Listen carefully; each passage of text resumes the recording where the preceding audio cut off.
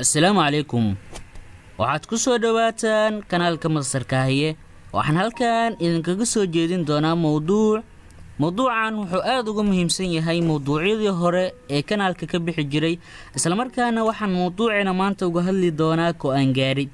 sidee ugu taagnaan kartaa go'aankaaga? sidee ugu fikiri kartaa in go'aankani uu yahay go'aankii mirahaaga aad ku guran lahayd? intaan u guda gelin mowduucina maanta, fadlan taabo batoonka gaduudan si aad u rukumato janaalka. sidoo kale waxaad taabataa kambaleelka si aad u noqoto daawadaha ugu horeeya ee daawada mowduuca aanu soo gelino mar kasta. ku soo dhawaada mowduucina maanta.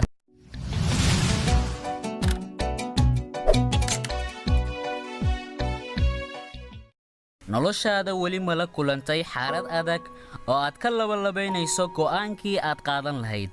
kadib go'aan arrintaa maga gaartay, laakiin muddo kadib ma ku cadaatay go'aankii aad gaartay inuu ahaa mid qaldan.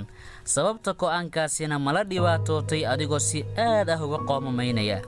aadanaha sidiisaba wuxuu jecel yahay inuu wax barto noloshiisa oo wax walba uu isaga iskiisu tijaabiyo. sidaa darteed kama fursanayso inaan qaldaad ku dhacno.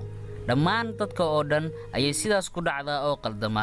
qaldaadka aan ku dhacno se waa soo koobi karnaa haddii xaaladda aan dhiraadhirinno marka hore, isla markaan aan si wanaagsan uga fikirno inta aanan go'aan gaarin.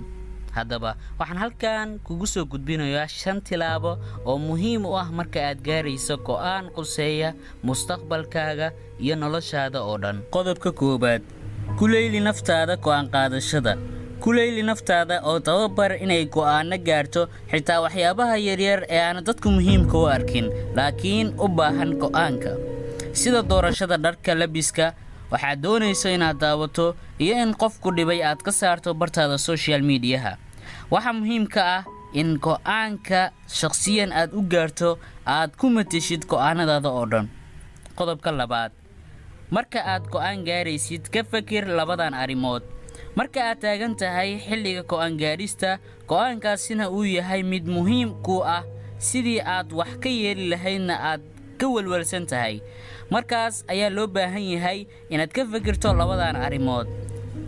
arrinta koowaad: falanqaynta mushkiladda aad ka labalabaynayso. 2.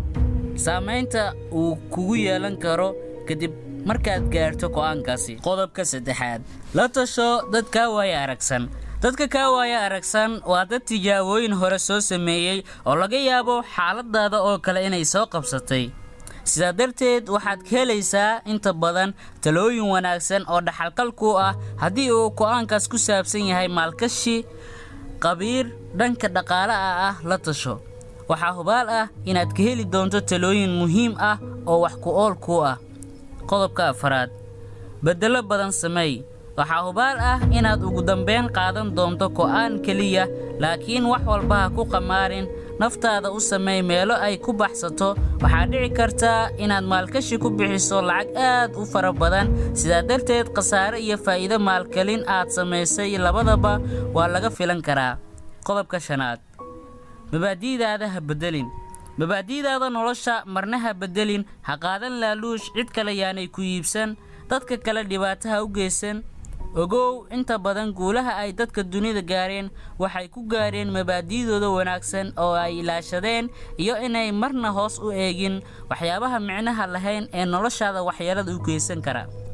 ugu dambayn, haddii aan nolosha ku eegno luuqadda fikirka, waa mid ku dhisan go'aano inaan gaarno looga baahan yahay.